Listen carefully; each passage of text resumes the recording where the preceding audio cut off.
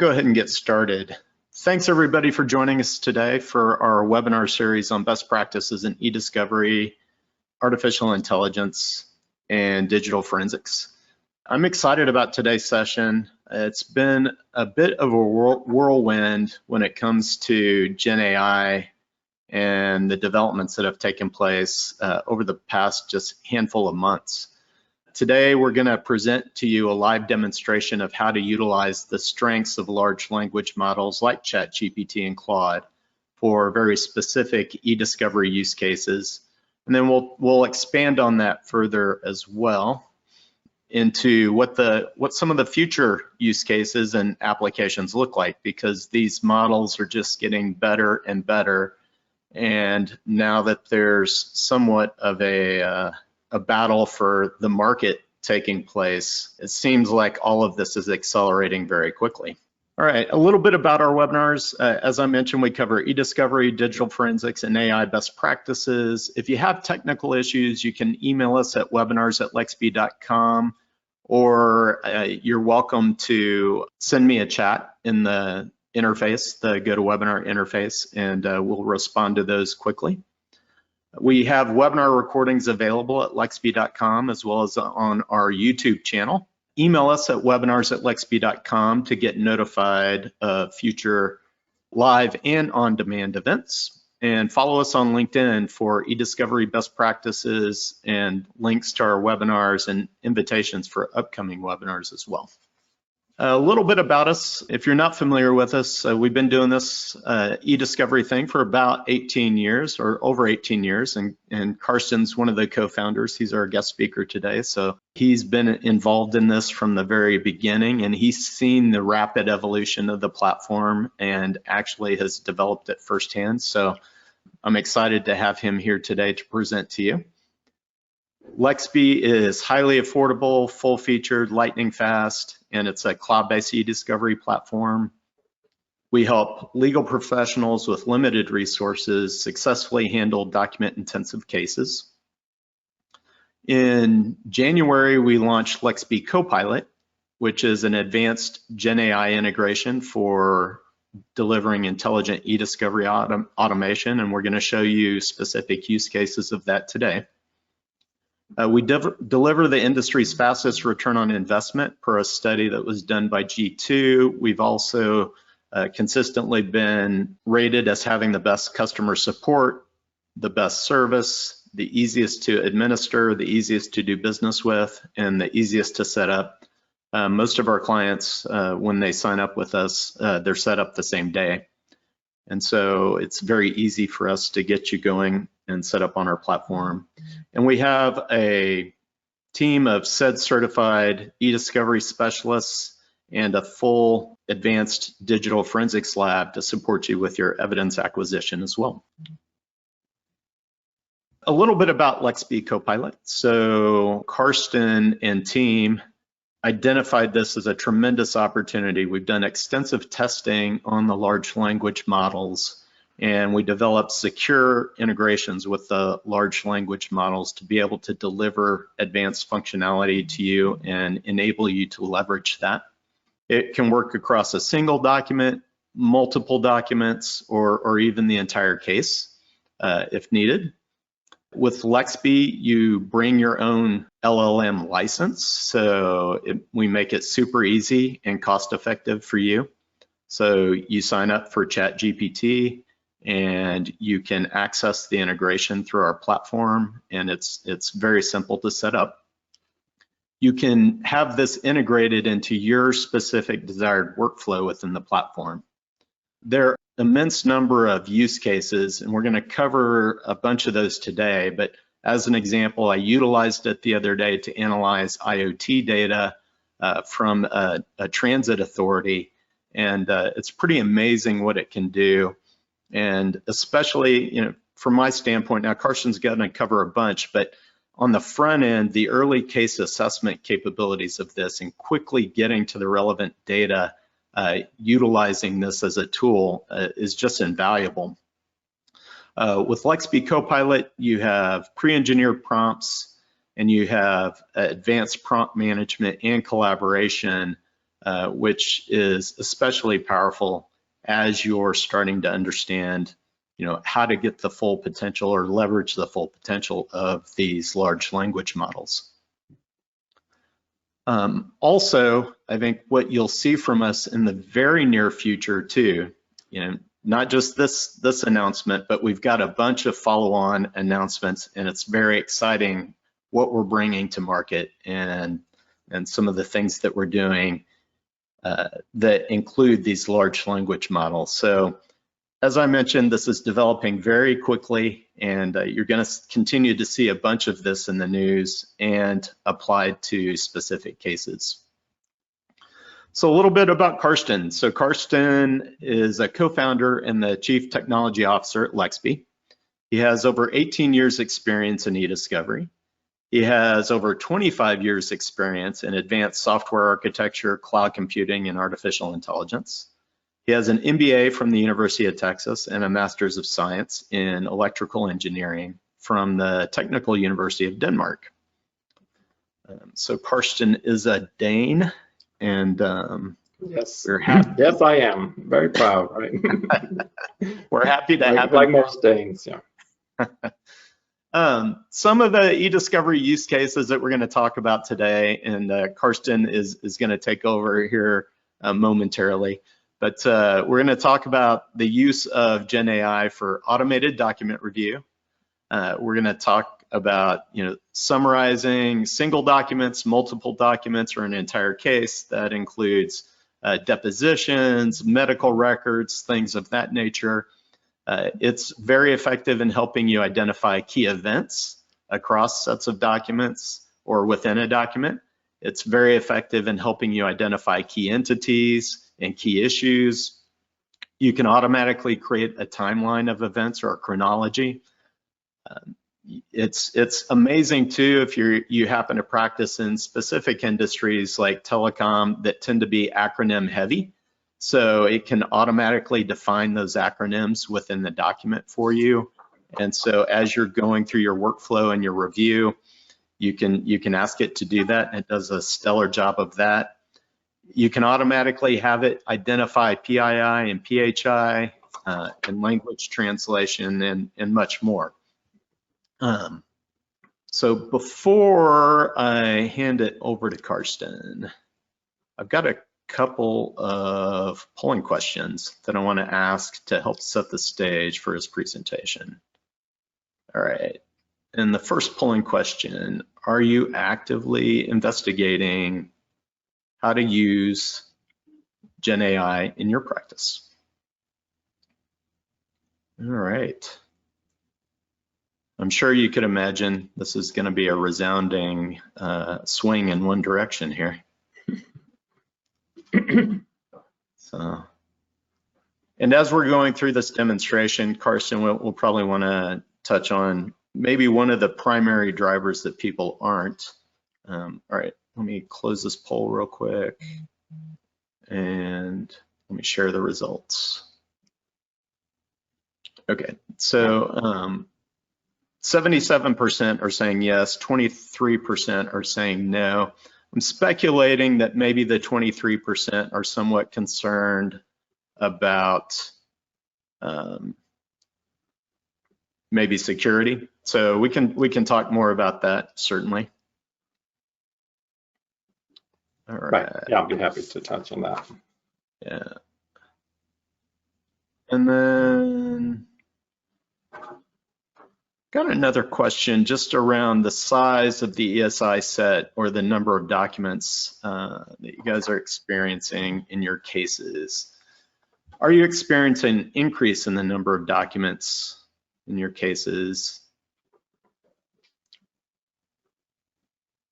And what does that look like? Certainly the ESI landscape has fragmented dramatically over the past few years with the collaboration platforms, the messaging capabilities, mobile devices being a hub of access to a plethora of different data sources, including social media. But, all right.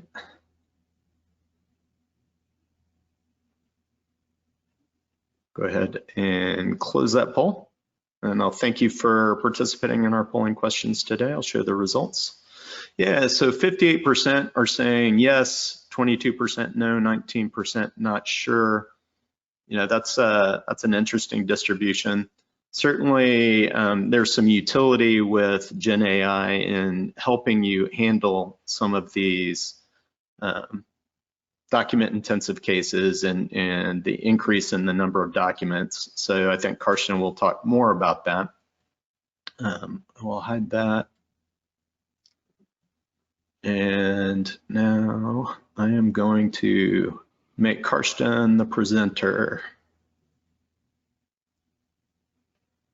All right, Karsten. All right.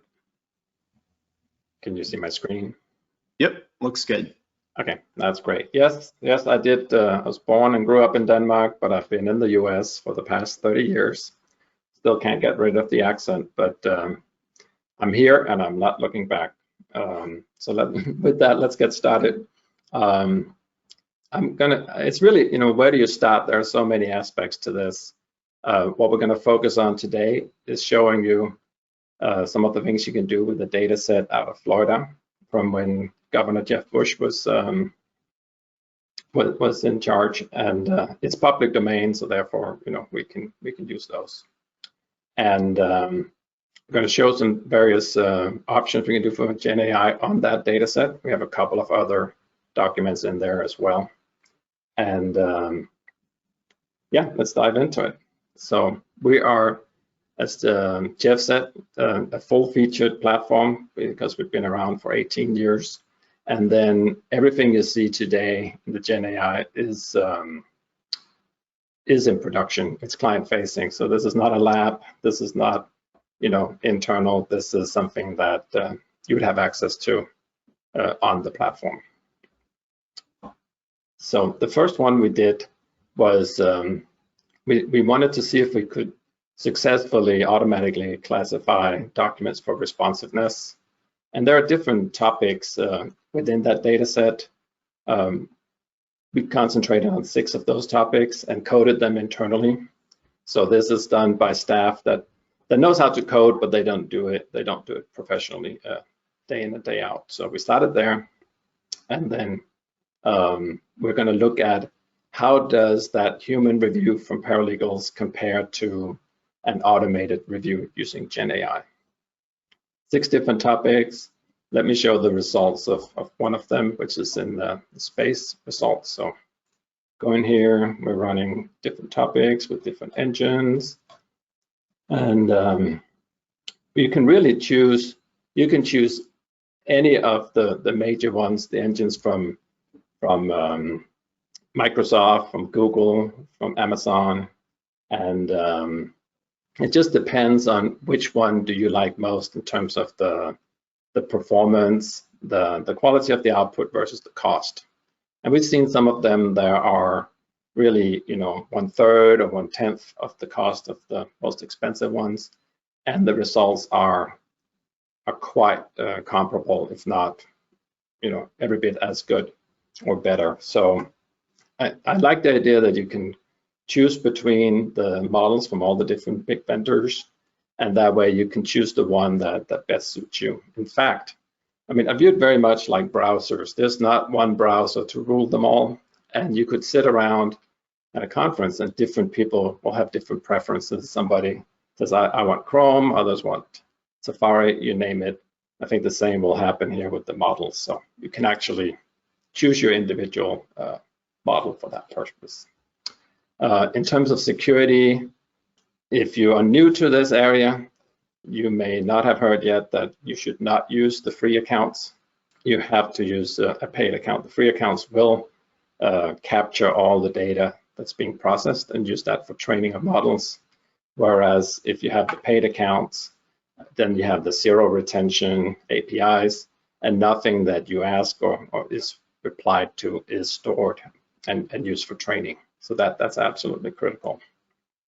We have a professional services team that are more than happy to help you with the engine selection and the trade-offs there, and make sure that you are are getting what you need. So here's one example.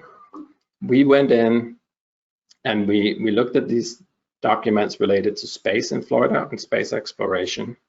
And we said, have a human go in and code them, and then have the engine go in and, we'll see the prompt in a second that we used, but have the engine run over the same documents and then compare the results. And as you can see here, I mean, the recall and the precision is just phenomenal.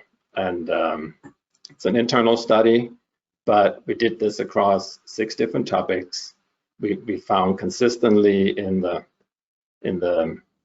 mid-90s. There was one that was in high 80s, but they're absolutely performing well above legacy tar, and they're performing actually in 5 out of the 6. They did better than the human reviewers. So the way we created this golden set is we looked at every place where the engine differs from the human, and then we went in by hand and really created a golden set that said this is the right one. So phenomenal initial results. We've seen lots of papers coming out that attempt to replicate the same findings, that this is doing very well. The older models, Chat 3.5, did not perform that well. You really have to be on the latest model. And just along those lines, I mean, there's for the model ChatGPT 3.5, they did like a mock bar exam for lawyers and saw that it was in the bottom 10 percentile. And then they did the same experiment for ChatGPT version 4, and now it was in the 90 percentile. So just quite impressive what they were able to do in a matter of months.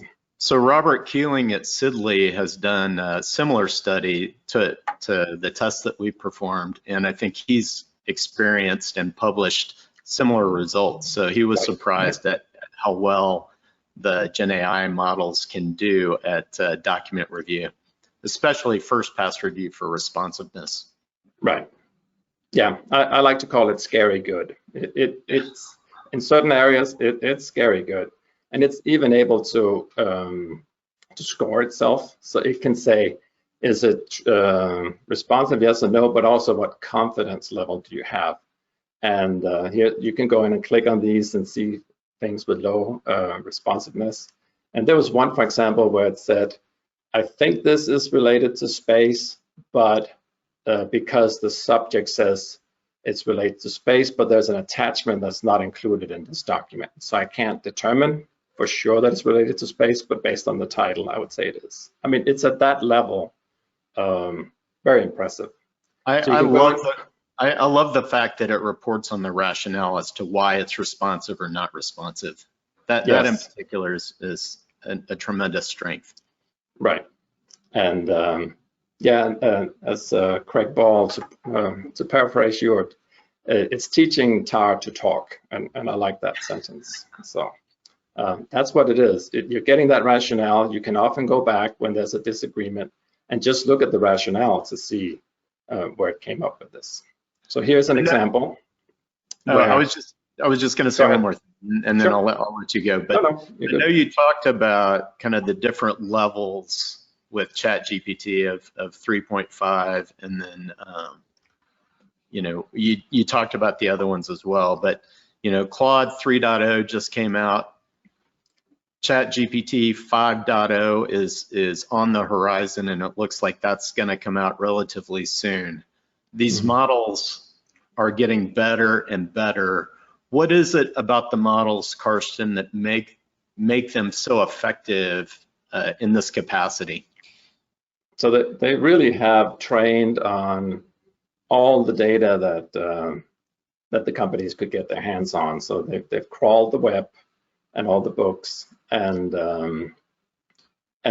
put them in so that you have an engine that has seen more data than one human can comprehend. And then it's using a technology with the artificial intelligence that very much mimics how the neurons work in the brain. So they can't get anywhere near the number of neurons that's in the brain in their model, but on the other hand, it's a computer model. It's very precise. It's not subject to biology and decay, and so I think that's part of why it's so good. And then for every iteration, we see. I gave that example of going from the 10th percentile to the 19th percentile in just a matter of months. That Claude version 3 you mentioned, that was released last week, that now has a context window of up to 1 million tokens. So you can pour in the biggest document you can think of, and it'll still fit, and without having to do a whole bunch of trickery behind the scenes. So they're getting very effective. So now I went from an automated run of a set of documents to look for responsiveness. And then I went in and looked at 3 documents where the engine says they're responsive and the first pass reviewer said they're not responsive. And now I'm in the document viewer. Everything is dark, by the way. It's full featured, so we have dark mode, light mode, and it's just if you're reviewing for hours on end, it's kind of nice to not have the eye strain from the light mode. You got the standard layout here. You got the drop down for browse, duplicates, near duplicates, email family threading, extracted pages. We're not going to spend time on that here. The 3 documents where there's a difference, and now I can go into Copilot, which is the GenAI. And then I can ask, again, let's ask the same question that was just asked automatically on every single document. Ask it on this document specifically and saying, why do you think that you were responsive? And we can go in here. We're looking at, this is the prompt that was used. We're looking at the emails, answer with the confidence level from 1 to 10, state the reasoning, desired format. I mean, you're in here, you're setting up your prompts, and then if you like the prompt, you can pin it so it doesn't, rotate out of history. If you think it's very useful for the team, you can share it. So you can really go and set up the prompts as needed. We also have the built-in prompts that are generally useful, like summarizing documents. And it's interesting, you can summarize the documents by just saying summarize, but it really helps to say you are an expert attorney, summarize it. And if you do that, if you give it the persona, it starts to use the correct vernacular, and it just becomes much better for the topic at hand. So we have the built-in ones. I've seen summarized prompts that are over 2,000 words long, just to give you an example of how complex it can get. But I would say if you have any concerns about prompts and how to write the prompts, we have a professional services team. They're experts in the field, and we can absolutely help you get started on the prompt writing. And I think it's called prompt engineering when you're optimizing your prompts. And that seems to be taking root. I think it's a little bit unfortunate because it implies that you need an engineer or something to be able to do this. And it really is something I think all paralegals and attorneys can and should and will get comfortable with doing as part of their day-to-day job. And it's the same way that everyone is comfortable with searching, right? I mean, when you go in and you create keyword searches and you combine it, we don't call it search term engineering or search engineering. We just call it search. And so I think similarly, we're just going to end up calling this prompting, and we'll get trained on it, and we will become comfortable. You do not need a PhD to write a good prompt. So it's so this one, back to the case here, it says yes, it is responsive, and because it mentions the StreetCom, which is involved in simulation contract, likely related to space industry. So this is an example where it finds this acronym and it says, because of that, this is responsive, And the person who did that first pass review probably didn't know the acronym and therefore missed that this is responsive. So I can go in now and say, what are the acronyms in this document? And as I'm typing, you saw it gives a drop down of prompts I've already run and returning those. And there it is. These are all the acronyms in the document, and including this one that's the simulation, training, and instrumentation command, part of the U.S. Army. I mean, that's you can do that. You can interact with the document. You can dialogue with the document, and that's what I find so powerful. Depending on what you find here, you might get new ideas, and you can really just go in here and start typing it out in clear text. You just ask anything. You can even ask what we had somebody ask, what questions should I ask here? And then it comes back with saying, you might want to ask, not on this document, but a different one. You might want to ask about the power outage that happened on July the 14th. I mean, it's again, it's scary good for that. You can also imagine that you could upload any document to the system, and you can choose a built-in prompt, or it could be freeform, and you can say it's a deposition. You can now create a deposition summary, and you can do it by timeline and what are the people involved and what were the issues around, chemical spill or whatever the case may be. So really, really powerful. Any document you want can be uploaded. Any prompt you want can be asked, and it can be asked here, or it could be asked across all the documents in the case automatically.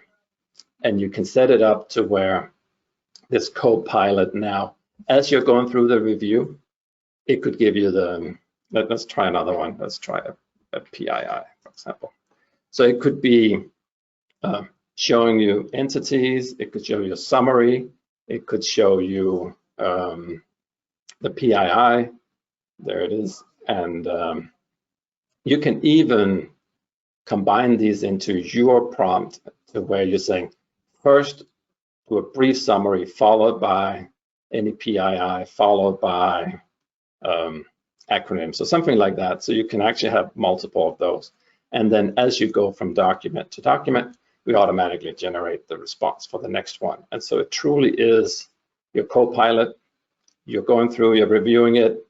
It looks like it's not responsive. Over here, you look and it says it is responsive. You go, okay, and it thinks because of that, let me take, an extra minute and look at the document before making the final determination. And Carson, you can ask for it to provide you with the location of that as well, correct?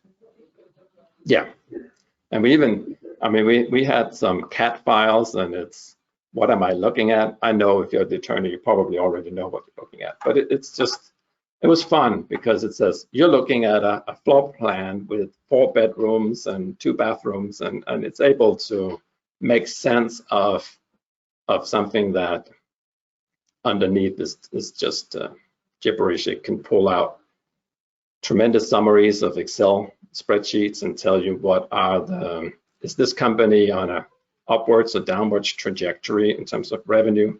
It can do that from the raw Excel. It's impressive. It really shines on these types of questions. So we've looked at 2 things so far. We've looked at real quick, you saw the insight where there was the 95% recall. That's something where we automatically sets up a prompt and run it across your entire case. That's one option. That's fully automated, autopilot. This one is co-pilot, where it's an assist. You're going through, you're doing a linear review, and it's the assist will be there talking about the document in a concise way and help speed up the review, reduce errors. And from here, let me see that. From here, typically the question would be, this is great, but this is working on one document. And that is true. This is the document viewer, and this is working against that one document. So how do we now do the same thing, but involve more than one document? And so to show you that, let me go back here to browse. Actually, let me go to that case and that one. This one here, we have purchase agreement, and I want to show you how you can compare two versions of the agreement. And in the traditional, in the old school, a year ago, you'd be doing a text diff. So you'd be comparing the text and see where they're different, and then trying to make sense of it. And now I can go and select those two, and I can do let's see, contract revision. Let's do that one. I can say, okay, I got the contract. Tell me, from a seller's point of view, tell me how the contract evolved. What's the difference between version 1 and version 4? And there it is. I mean, take a look at this. I mean, and see that this is a complete analysis as opposed to a traditional text diff. It will go in and it will talk about each of the things that have changed. And so payment terms, for example, and then it will say favorable to seller,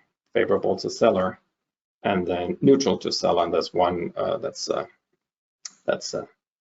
not favorable to seller. But you can very quickly go in and compare these much faster than just a traditional text diff.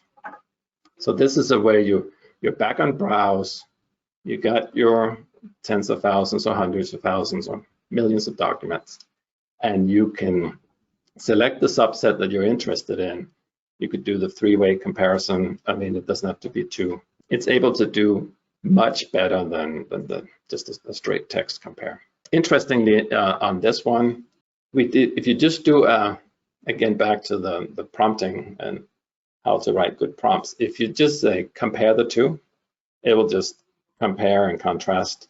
But if you ask it to say, you are an expert attorney in writing contracts, and show me the difference and from a seller standpoint, then it actually dropped two differences that were boilerplate on both sides.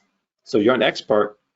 Yes, they're different, but they're boilerplate, and therefore it doesn't rise to the level of the analysis. And I just, again, we continue to be impressed at what the current versions are and what they're able to do already. And this is just the beginning. I mean, GenAI is going to revolutionize eDiscovery, and it's hard to think of an industry that's more well suited for text analysis and text manipulation.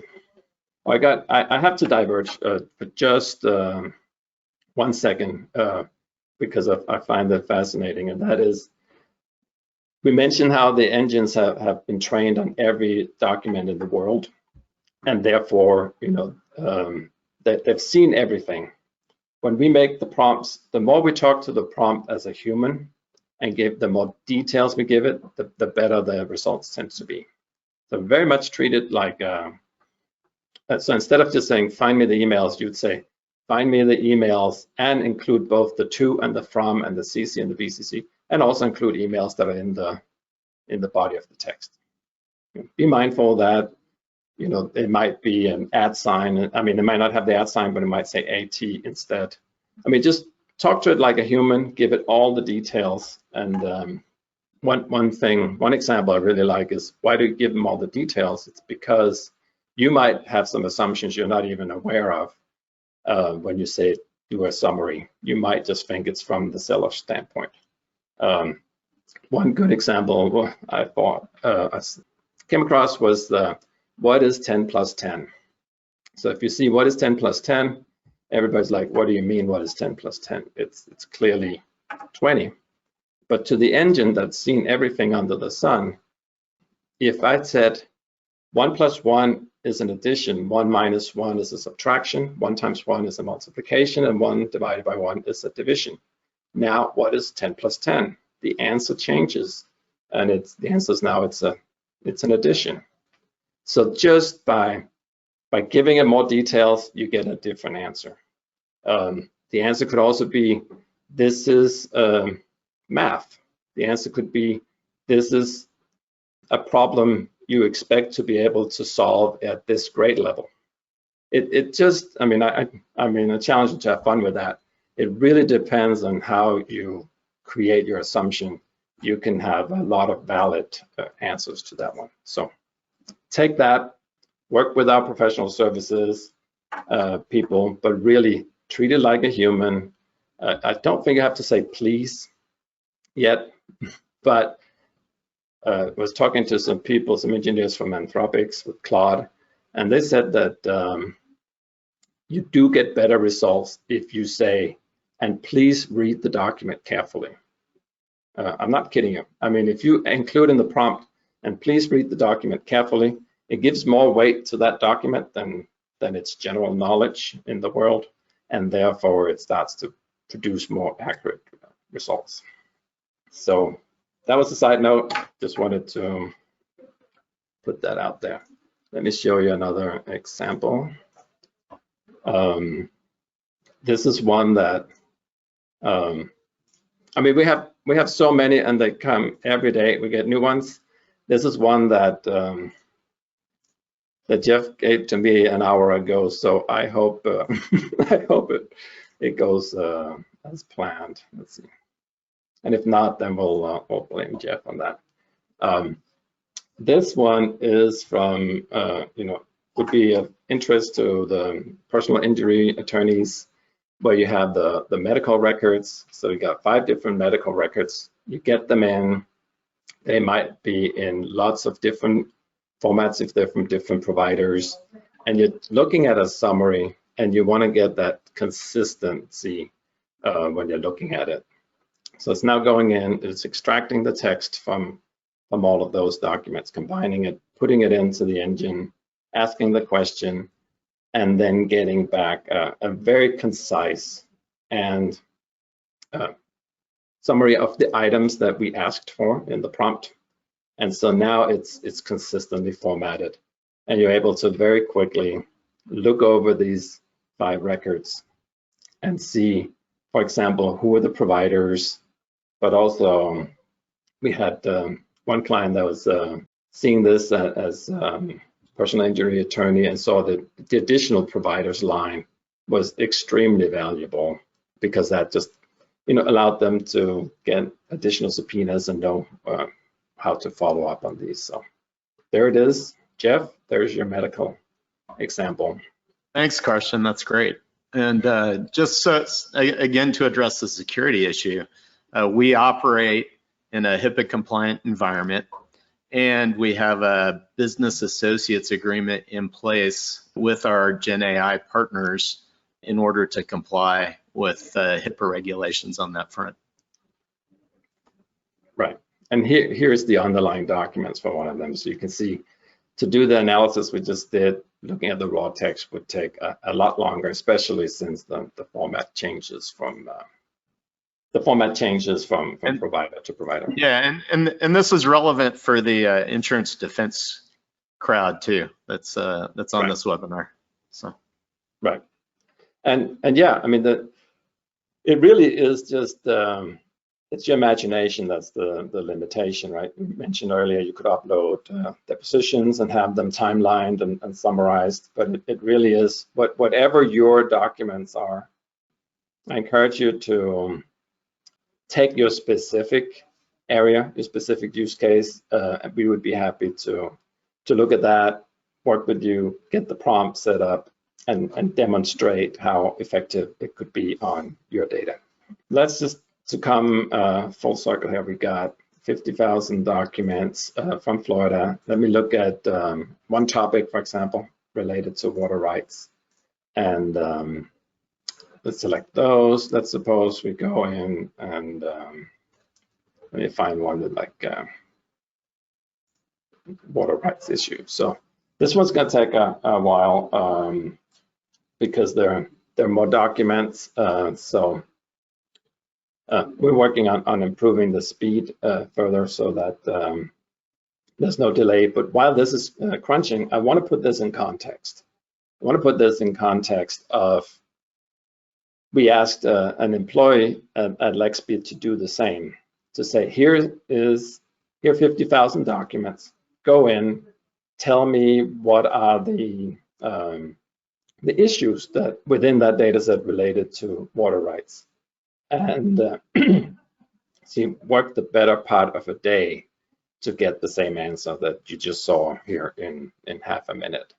And now, she would not have been very happy if, depending on what I found, we go back and say, actually, I meant to ask this question, or here's the follow-up question. And historically, traditionally, you would have like a one-day turnaround between your ideas, your question, your thoughts. And just imagine what you can do if in a matter of minutes you can get this back. Any kind of issue that it lists, it will then have a link back to the document where it found that, so that you can go. Hallucination is a big concern, as it should be. I will say that the engine makers are very much aware of that. They have reduced it significantly. And then when you are, instead of asking open-ended question against all the documents in the world, but you're asking questions against specific documents in your case, that further reduces hallucination considerably. So we have not seen it as a huge issue. And then because we're able to link right back to the documents and click on these links, go back into the document and see the underlying text, I mean, you can verify that the answer is what you would expect. But this one is just really interesting. And then everything, as I said, that we're looking at here is in production. Do we have a lab? Do we have R&D? Yes. We're very closely aligned with Amazon. And so we are, again, we think generative AI is just going to absolutely revolutionize eDiscovery. We're working on some very exciting stuff that I'm not at liberty to disclose, but with Amazon and their Bedrock team. And so we're very excited about 2024 and that's a great teaser to keep them engaged. Hey, yes. we did have a few questions come in. Okay. Do you mind just taking a moment? No, we can cover some of those. Okay. One question came in, and that is, can it analyze or look at the metadata? Yes, it can. So the metadata is included in the text and therefore will be part of the result. Okay. The next question, and I'm thrilled that he joined us today, but the esteemed Craig Ball was asking about the sub-brand. I did give a shout out to Craig Ball, teaching Todd to talk. Thank you. Yeah, so, he's automatically muted, but thank you for joining us today, Craig. We appreciate it greatly. But Craig's somewhat confused by the branding because Microsoft calls its AI Copilot, which is true. And then there's another company called Copilot AI. And then, I think there's another eDiscovery company also utilizing Copilot. Right. It's a popular term. Yeah. This is Lexbe Copilot. And I think you, right, as the Chief Revenue Officer in marketing, you should take that one, Jeff. Yeah, sure. So it is a sub-brand. It is the Lexbe Copilot. And, Copilot in particular, so Craig, you'll see more sub-brands coming out very soon because Copilot in particular is the solution that really is at your side the entire time going through the review process and analyzing these documents. And it's an amazing assistant that you can have during whatever workflow you're orchestrating. So That's why we developed that brand. I think we were first to market in terms of its use in eDiscovery. Microsoft was first to market in the general category, but you know, I think we're okay in terms of the sub-brand relative to any conflicts. Let's see, there are a couple others. Oh, here's an interesting comment. This says, most medical records are scanned copies of handwritten charts and notes. How does your example work on quote unquote normal medical records? Is it able to recognize handwriting? Thanks. So that's a little bit of a tricky one. Certainly if it's an electronic medical record, the fidelity of that image is going to be a lot better. We do have fully integrated OCR capabilities in our platform. So when we process the data, we run that through OCR, but it is subject to the GIGO principle, meaning garbage in, garbage out. If the fidelity of the handwriting on the record isn't great, then that can be a challenge. Carson, I didn't know if you wanted to elaborate any more on that. No, I mean, that is correct. I will say, as several of you are aware, that the models are becoming multimodal, so that historically means the last 12 months, they've been text only, and now they're moving into text, audio, and video, including pictures. And so I could see a future where you'd be able to actually feed that medical record in its scanned form directly into the engine. And at that point, I think we'll see great results with items including handwriting. We've got, but for now, but in the interim, it has to rely on the OCR capability. Yeah, of the platform. We've got another question. I don't believe we have a specific family law example in here, Karsten. In the data set? No, I don't think, but you know, we'd be happy to, you know, showcase some of those. I think we've got some sample ESI that we could pull in and do an analysis of and kind of walk you through what that would look like. So we can connect after today's event and see if we can get that set up for you. So we've got one more question. Can it create a Bates log for an entire production? The Bates log for the production, is that an incoming or outgoing? I would say, I mean, that's probably better handled with the non-AI, if I understand the question right. And then that way, if you're doing a production, this is a full-featured program, right? I think we said that a few times. And that includes, you can do a production right out of the platform after you've done your review, either manually or through the GenAI. And at that point, you will get the log for all the Bates numbers that are in that. And it will be able to automatically continue from that, the last Bates where you left off. If you have multiple productions, you can just pick if you're doing rolling productions. Great. The questions are continuing to roll in. I didn't know, Karsten, I know there were some other use cases that I thought maybe you wanted to show today and talk about. No, this is pretty much it. I mean, I just wanted to show that we're in here, we're exploring the water rights. I clicked on the link, took me back into the document viewer. I can verify that this document does indeed say what it will. And now I'm in Copilot. I can ask any question on this. And I feel like we've come full circle to where you can just keep going. You can just keep rolling, you know, find a document, ask questions, go back to the browse search, ask question on multiple documents, go back into one specific one. So you can really zoom in, zoom out, and I feel that this will be very useful for early case assessment, for document review, and just for understanding the case. And even, you know, later, so you could do deposition summaries. It's really pretty much all aspects of the life cycle. Yeah. Another great question that came in: how important is it to figure out the prompts ahead of time? That's a great question. Let me just pull back the first screen you want and use that as Claude. It depends on what area. If it's something like summarize, they tend to be not very temperamental.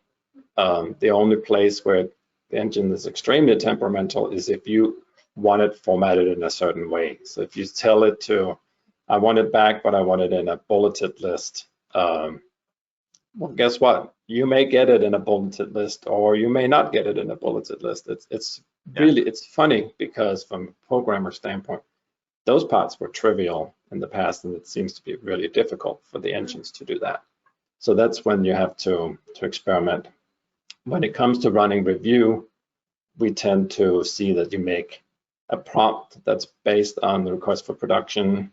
You put some decorators around it, like the persona. You are an expert reviewer, and then you need to classify it yes or no, or maybe, or needs further review, and then the confidence. You do all that, then you run it, and then you do a sample to see, is this working? And then if you code those, you compare with the engine, you look false negative, false positive, and then you adjust the prompt if there's something that was missed. We found that so it goes from 0 shot, it's never seen the data, to 1 shot, it has seen the data, you compared it to the human, and that's usually enough, that one iteration. It's rare that you would need more than that. All right. And we have pre-engineered prompts too, so that helps people get started for sure. And we're creating a lot of collateral material on best practices for. Yeah, in fact, everybody that registered for today's event, we will be sending out a checklist and a best practices guide on how to do prompts, how to engineer prompts. Another great question. I think this is an issue that a lot of people are wondering about, Karsten, and that is, have you had issues with phantom AI responses in documents, putting out information that's not contained in the records at all? What is being implemented to work around that particular issue? So we have not seen that as a big issue because it's working on a very specific document. So you're really confining your answer to that one document. I think the issue of hallucination is much lower than if you're just asking a general question. So with that said, I think that where you could see issues is something where if that person existed in the public domain, the name did, I mean, maybe, I'm speculating here, then the hallucination could be in the form of, oh, I think it's this, I think the document is referring to this person, like a Jeb Bush. If somebody else was saying Jeb Bush in a document, it might think, oh, that's referring to the former governor of Florida. And then somehow say, and therefore it's responsive or something like that. So it's trust but verify. I mean, we absolutely, if we use it for production, you will have to do the QC step the same way you do with the legacy tar, where you go in and validate that your confidence level and your margin of error is within the acceptable range. Yeah, that's absolutely right. I think all of the high publicized hallucinations and errors that we've seen were really focused around full content generation and new content generation, whether it's asking GenAI engine to write a brief versus it doing an analysis of a very specific document. Right. And it's absolutely, I mean, it's absolutely getting better. I think most of the issues that are in the public record are on older engines. I'm not saying it's not an issue at all. I'm just saying I believe if you ran the same examples today on the new engines, they would not fail the same way. So for the early engines, I mean, I was able to say, what's the world record for running across the English Channel? And it would say such and such a person is currently holds the world record for running across the English Channel. I mean, there was no filter. It was pretty bad on the earlier engines. And now, if you ask the same question, it will absolutely say that you cannot run across the water. So, all right. So we've had a couple of questions come in. Actually, more than just a couple, but people are asking about Lexbe. How do we sign up, or how do we work with the platform? So I'll go ahead and launch this last polling question, and that is, would you like a competitive estimate, or would you like a personalized demo? If there's anything that you'd like to see, please let us know. We'd be happy to reach out to you and schedule that and better understand your practice area and your cases and how this might apply.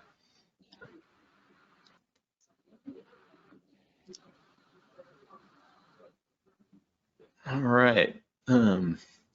Karsten, while that's coming in, here's a question that also came in. So as we code and run prompts, the program gets smarter and returns better results, ?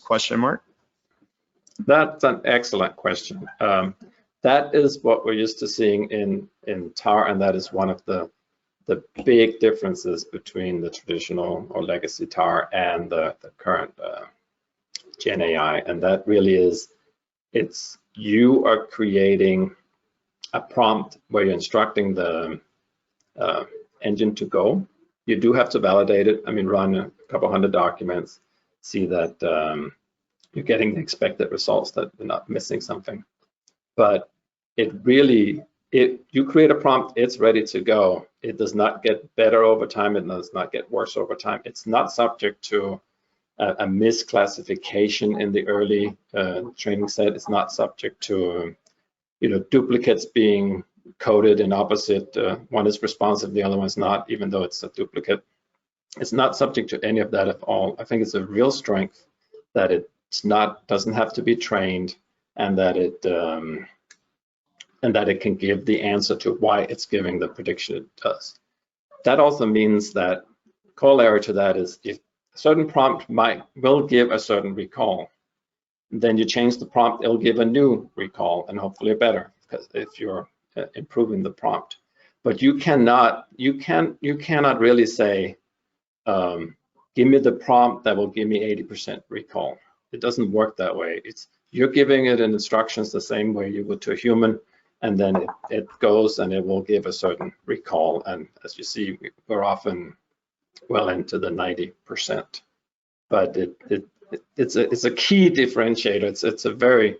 It's a subtle but also key difference with the traditional one, where as you go and you're doing your coding, your recall is just slowly climbing up and getting better and better and better, and then you have an agreed upon threshold at which point you can stop. This one here, I think you can probably hit that threshold right off the bat, but they behave very differently from a technical standpoint. All right, so I know we're at the end of the time for today, but we do have some more questions that have come in. So if you guys want to stick around, we're going to answer a few more of the questions. This one I think is a fascinating question.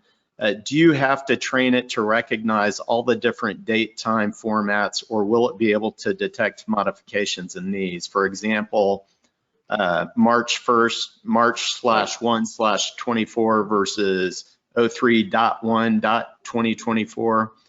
We have clients in the EU, and our date time comes in all different forms. So, this is part of the power of these Gen AI models, and in particular, the larger ones, where there have been billions of dollars of resources poured into their development. So Karsten, do you want to elaborate on that? Yeah, absolutely. Perfect question. And it reminds me of a similar question in terms of, what if I have multiple different languages in one document?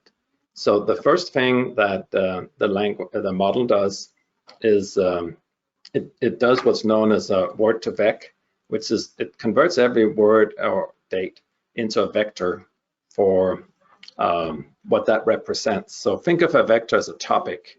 So for every word that you're giving it, or date, it converts it into this topic format.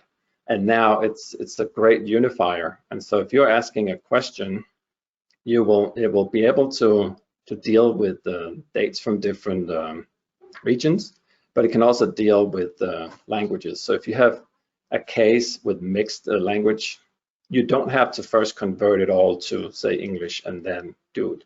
In fact, I mean, I can ask a question in Danish, or I can ask a question in English. Behind the scenes, it gets converted into these topics. It finds the documents and it returns the answer. And you can ask it to return that answer in English or in Danish or whatever language you're most comfortable with.